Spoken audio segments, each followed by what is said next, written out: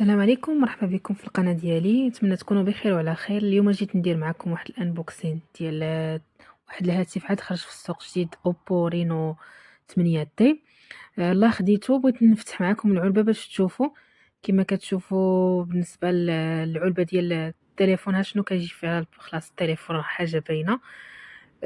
هنايا تيعطيو معاه دوك الوريقات اللي كيكون باش هادي باش تحلو، باش ديروا لاكارت سيم. هادو دوك الوريقات الكتيبات اللي ما كنقراوش، وبوشيطه ديال التليفون كيجي معاه.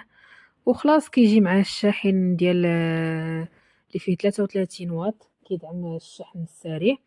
وخلاص الكابل.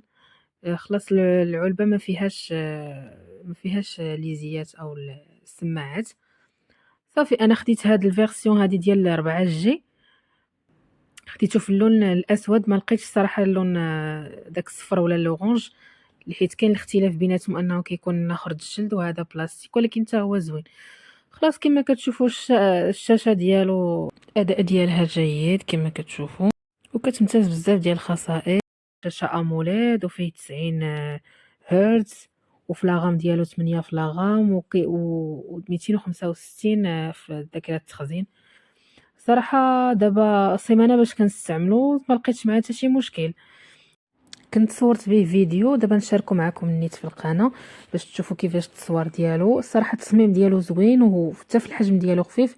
الكاميرا كتدعم فيها 100 ميجا بكسل للور.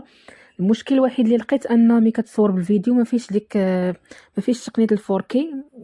كنت زعما صراحه كنتمنى كون كانت فيه، ولكن صراحه العموم الاداء ديالو مزيان.